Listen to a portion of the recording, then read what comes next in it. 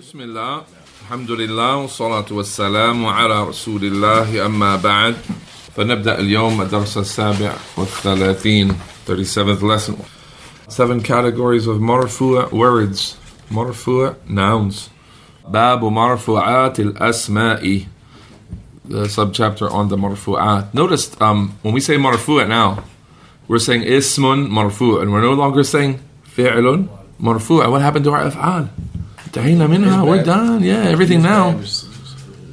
We said everything we can say about the af'al, being majzoom or mansoob or marfu'. We said everything we can say about them. We mentioned in brief all the things that would come and interfere with rafa' and make them mansoob or majzoom. That's done now. Now we're going into the asma. Asma is more difficult. The two things that are different here. When you make i'rab of a fi'l, you don't have to explain why it's marfu', as we mentioned yesterday. You just say marfu'. You don't have to say bikada. It's marfu' because of this. Because the fi'l mudari is marfu' aslan. You don't have to say what the rafi' is. And that's why we didn't study any rawafi'. We studied nawasib and we studied jawazim. And we don't study anything that makes it marfu', because it's marfu' unless you have nawasib or jawazim. But the ism is different. The ism, when you identify it as ismun marfu'un, you also need to, in a complete i'rab, you have to identify what's the rafi', what made it marfu', because there's lots of different things. As we're going to see from today, we have 7 things that make an ism marfu'. And you could say it's by default, but there are a number of them are default, a number of them are actually interacting with other words. So that's one difference between fi'lun marfu' and ismun marfu'. Another difference is when the fi'l was mabni, we didn't have to say anything about it, except it's just mabni, and we didn't have to talk about fi'l madi. We didn't have to say fi mahalli nasbin or fi mahalli raf'in. When we said it was fi'l amr, we said mabni, and we didn't talk about it after that. We're done with it. When we said it's fi'l madi, we said it's mabni, and we didn't talk about it after that. But when we say an ism is mabni, like huwa Zayd, huwa Zaydun, you ask a question, man huwa? And the answer is huwa Zaydun. Now huwa, is it marfu'? No. What is it? It's mabni. But along with it being mabni, we have to identify what is it doing in this sentence. So in this case, it's called a mubtada. We'll learn about what a mubtada is, but you have to sort of know what it's in the place of. So we would call this one huwa dhamirun mabniyun fi mahalli raf'in mubtada. We didn't have to do that with fi'l madi. You get what I'm saying? So when we said dakhala Zaydun, we said fi'lun madi mabniyun al fath, and we don't have to say fi mahalli anything. But when we talk about asma, when we say it's mabni, we're not excused from the discussion yet. We're saying it's mabni, but it's fi mahalli something. It's in the place of something where the i'rab would show up. So huwa Zayd would be ar-rajulu Zayd, al-mas'ulu anhu Zayd, like that. So there's a thing that's there that would be marfu', and you could change it from the dhamir to its original thing. So those are 2 main differences. That number 1, we didn't have to say why something was marfu' when we talked about verbs. Now we do have to do that. And number 2, when something was mabni, we didn't have to focus on it. But now something being mabni is still part of the discussion. And we'll see a little bit of that today in the brief examples we have. Today we have a doormat page. What's a doormat page again? It's like an index or a table of contents for what's coming. In fact, today's lesson is the doormat page for the next 21 lessons. Wow. Allahu Akbar, right? Today's lesson introduces the next 21 lessons from 38 to 58. As we've called them lessons in this book, from lesson 38 to 58. Everything now for the next 21 lessons is introduced today. So this is a doormat page. We're going to look at the 7 basic asma marfu'a that are introduced on this page with a quick example of each one. And we're going to review as well the breakdown of kalam and bring us up to speed where we are. Let's read what Ibn Ajurrum says, rahimahullah ta'ala. He says, Babu marfu'at al-asma'i. Al-marfu'atu sab'atun. Al-marfu'atu sab'atun. So essentially, when you hear that, that means when you say ismun marfu'un, then you're going to name one of these 7 things here. It's marfu' for what reason? Why is it marfu'? The next thing you're going to say is in your full detailed i'rab of an ism is, it's marfu' bikada. What, this is the thing. Ala al-khabariyya. Or it's marfu' because it's a fa'il. You say fa'ilun marfu'. Like that, or whatever the case is. Why? Which one of these 7 categories does it fall into? And then you know from that as well, then there's no 8th category. So knowing these 7 is very important. If you're going to say an ism is marfu', you have to name one of these 7 things for your reason or your category. Wahiya. And these 7 marfu' isms are al-fa'ilu wal-maf'ulu alladhi lam yusamma fa'iluhu wal-mubtada'u wa khabaruhu wa ismu kana wa akhawatiha وخبر إن وأخواتها والتابع للمرفوع وهو 4 أشياء النعت والعطف والتوكيد والبدل. Alright, in brief here, the marfu'at are 7, and they are firstly the fa'il. Number 1. These are the important things. You need an example for each one, right? Just a real quick one. Now, all of this is coming up in detail, so don't worry about the details of anything right now. But in general, we want a quick example for all 7 of these things. That's all we want to do today. And leave it as a doormat page. Then we'll study little pieces of this page over the next 21 lessons, insha'Allah ta'ala. So first of all, we're talking about asma. We're talking about nouns. So nouns are one of 3 categories of words in Arabic. What's that from? Where did I get that? Nouns are one out of 3 categories of words. The other 2 being fi'l and harf. What did Ibn Ajarum say about that? الكلام لفظ مركب مفيد بالوضع وأقسامه 3. What were they? اسم وفعل وحرف جاء لمعنى. So we have an ism and a fi'l and a harf. We've talked about af'al as much as we're going to talk about them. So now we're going to talk about the asma, right?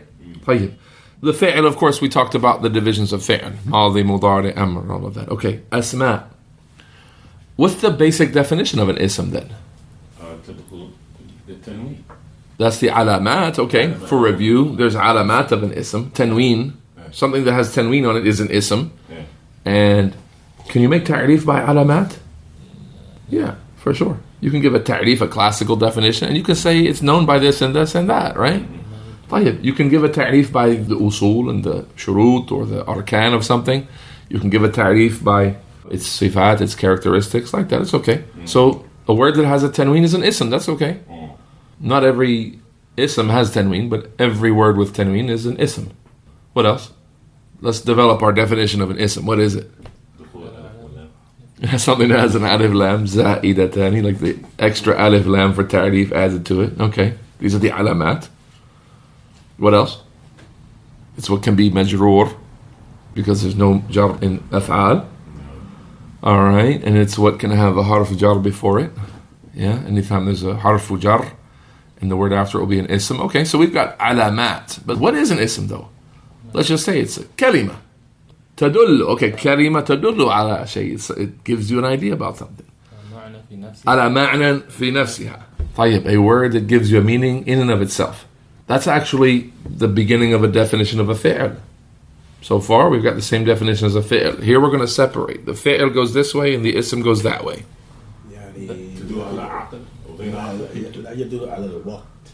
Okay, لا يدل على الوقت بدون ارتباط بأحد الأزمنة الثلاثة. نعم. There's no connection to any time zone. No past, no present, no future. So Zayd, when is he?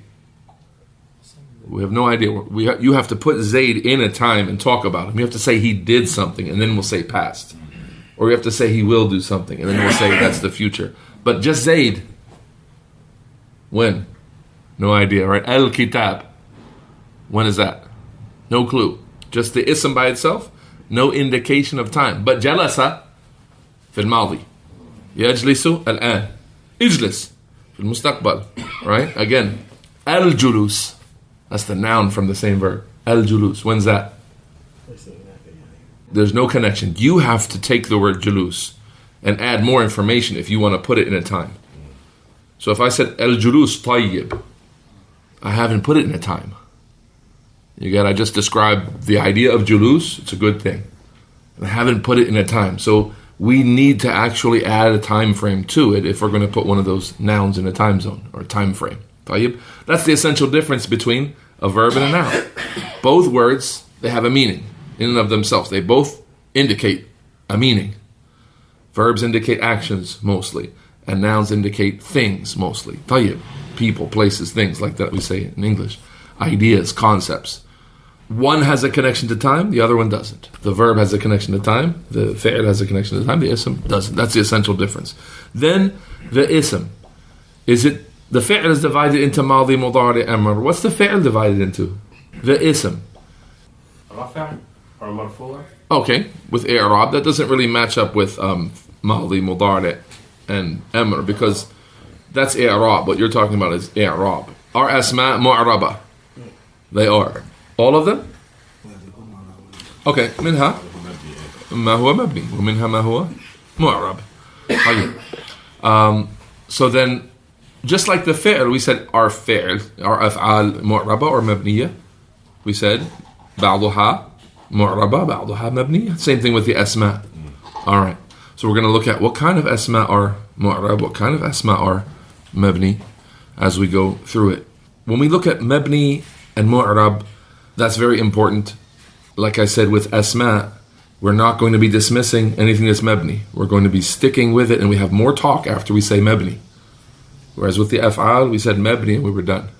We might say mabni ala kada, and that's it, we're done. Now we're saying mabni, and it's fi mahalli something. It's in the place of something marfu' or mansub or majroor. Another difference between asma and af'al in nahu was that al-asma imma marfu'a, imma منصوبا وإما الأسماء مجرورا. We have jar now. We didn't talk about jar at all with الأفعال, because why? وأما الأفعال فلا جر فيها, or خفضة, based on the words of the author. So we're not talking about anything majzoom now.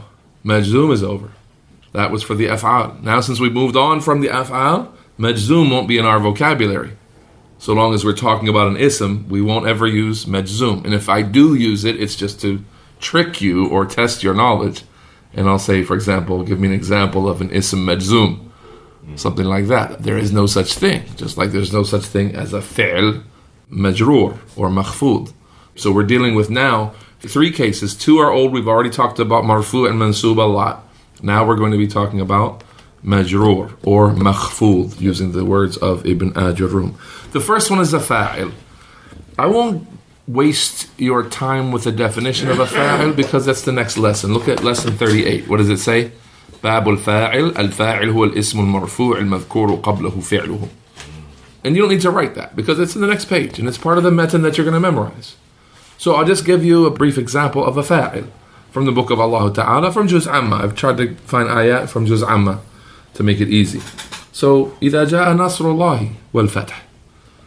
إذا جاء نصر الله والفتح والفتح والفتح والفتح إذا جاء نصر الله والفتح والفتح نعم معطوف على نصر. So إذا جاء النصر والفتح نصر الله وفتح الله. Nasr here. Let's make i'rab of Nasr in the statement of Allah. إذا جاء نصر الله والفتح. Or just before that, let's make i'rab of جاء. جاء. What do we say? فعل. ماضي. مبني. على الفتح. نعم, it's مبني على الفتح. And we're done. مبني على الفتحة or مبني على الفتح. Both are okay.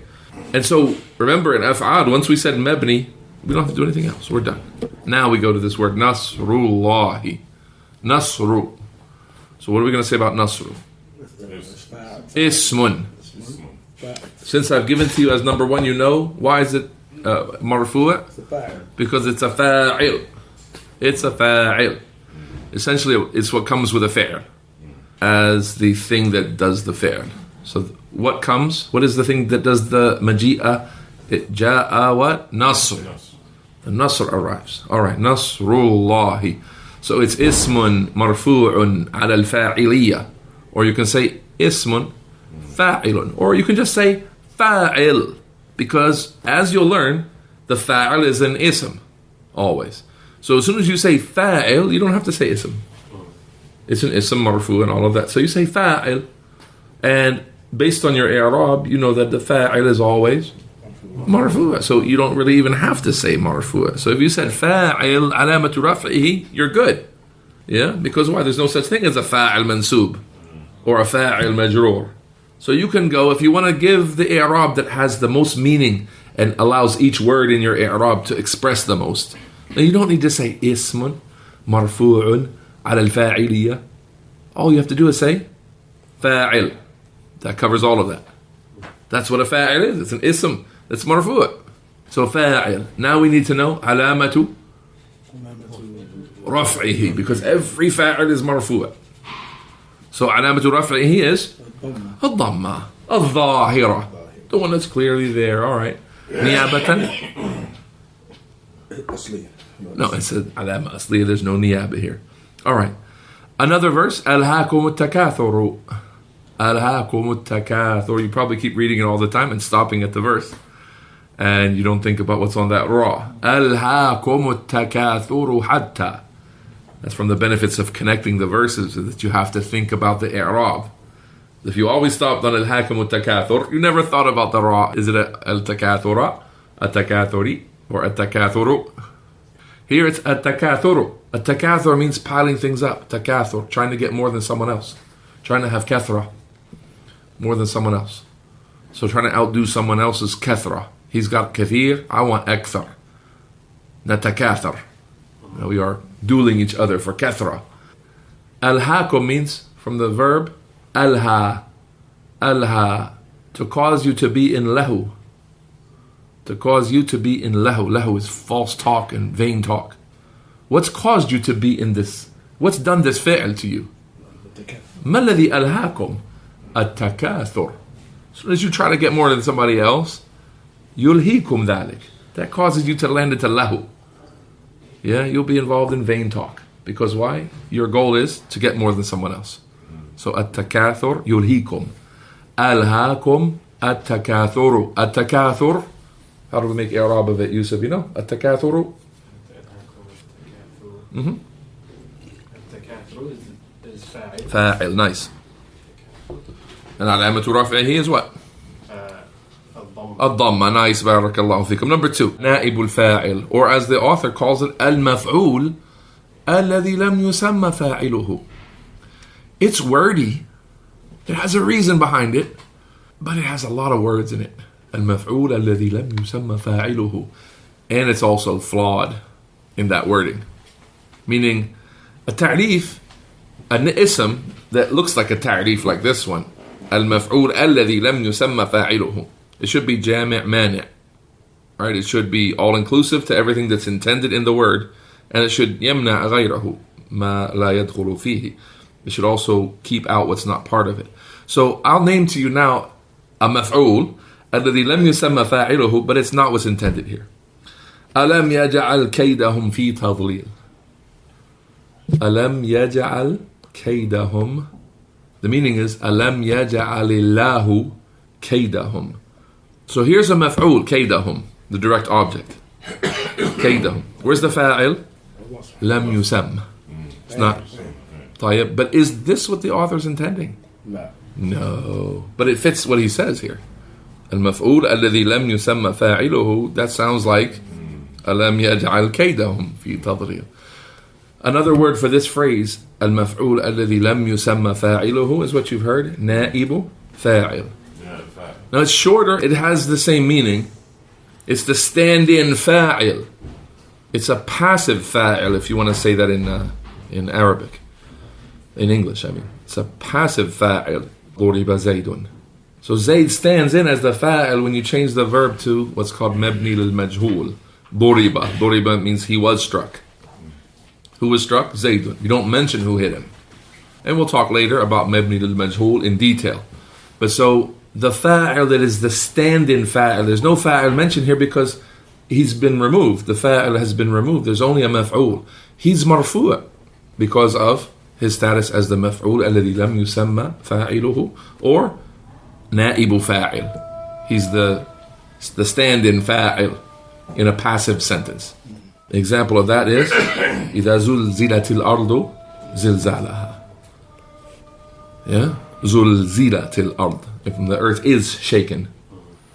Allah Ta'ala causes its shaking. But it is shaken. Passive. So the earth is here, al-ardu marfu'a. إذا زلزلت الأرض نعم زلزالها الله أكبر الله أكبر الله أكبر الله أكبر أشهد أن لا إله إلا الله. This is a fa'ida tarbawiyya. I talk after the beginning of the adhan until the point is complete.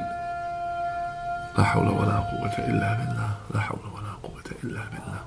Then I catch up on the adhan and I say all the phrases I missed to wherever we are, so that I don't miss the virtue of repeating after the adhan. Allahu Akbar, Allahu Akbar. La ilaha illallah. Allahumma salli wa sallim wa barik ala nabiyyina Muhammad. Allahumma rabba hadhihi ad-da'wati at-tamma wa salati al-qa'ima ati Muhammadan al-wasilata wal-fadila wa ba'athu maqaman mahmudan alladhi wa'adtahu. Some of my mashayikh did that. Ibn Uthaymeen would do it in Unayza but not in Mecca. Ibn Uthaymeen would do it in his hometown, but not in Mecca. Anyone guess why? I told you already. Okay, so why, Ya Sultan? Because it's over. That's the announcement. In Mecca, there's no way you can talk after the adhan. It's just blasting. There's not. You can't say, even if you wanted to, you'd just be there moving your mouth. Nobody would hear what you have to say. But in his masjid, in Buraida, in his area, he would go on until he completed the idea. Then he would catch up on the adhan, as I've done there. It's basically understood that the adhan is not to stop benefit. You get the idea? You shouldn't view a virtuous recommended action like following the adhan as something that would stop another virtuous action. But rather, there's a way to bring them all together. Finish your idea, and then repeat after the adhan, like that. Don't be excessive and think, Allah, and just be quiet, stop in the middle of a sentence, and break up your idea and all of that. No. Like I said, this is a doormat page. And there's not a lot to introduce now. So let me give you one example of each of the remaining items.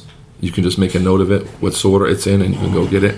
So I said to you the na'ib al-fa'il number 2, the maf'ul alladhi lam yusamma fa'iluhu is إذا زلزلت الأرض زلزالها. Number 3, the mubtada, alhamdulillahi rabbil alameen. Just write alhamdu lillahi. What's the i'rab of alhamdu? It's mubtada'un. Every mubtada is marfu'. Alamatu raf'ihi ad-dhamma. So al-khabar would be, we can say lillahi, but we want to see it marfu'. So let's say فَأُمُّهُ هَاوِيَةٌ فَأُمُّهُ هَاوِيَةٌ وَأَنْتَ حِلٌّ بِهَذَا الْبَلَدِ وَأَنْتَ حِلٌّ.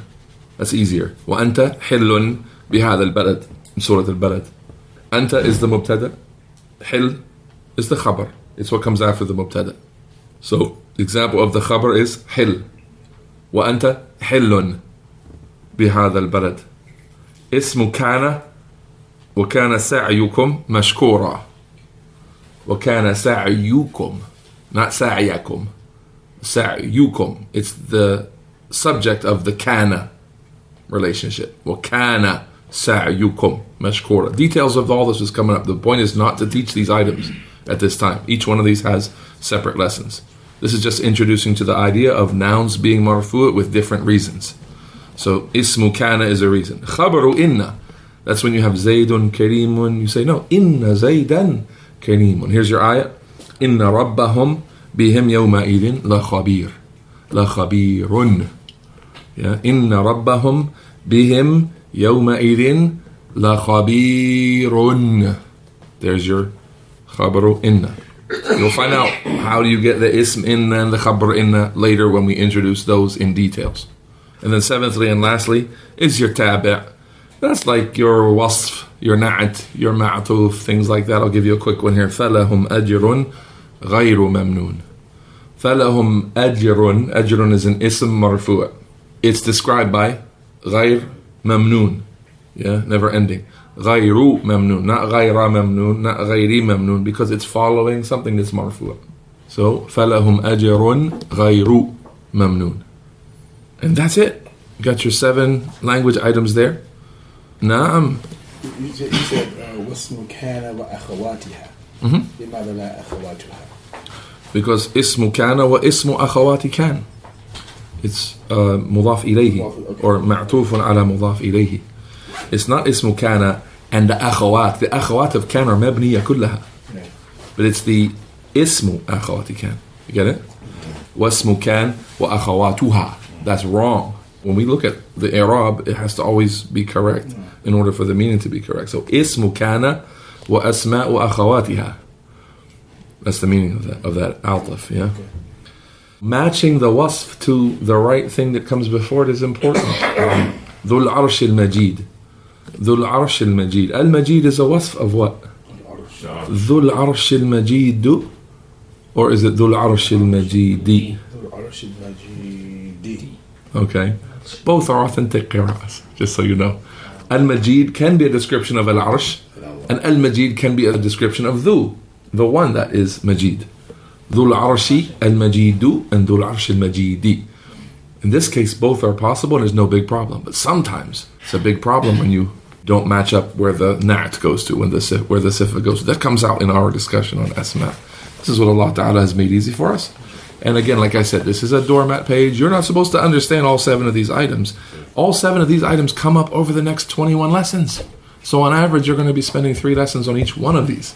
So no big rush to understand what's akhawatu kan, what are the akhawat, and what do you mean here? What's an ismu kana, and what's a khabar kana, and all that's coming in detailed lessons, insha'Allah ta'ala. Wallahu a'lam wa salli Allahumma wa sallim wa barik ala nabiyyina Muhammad.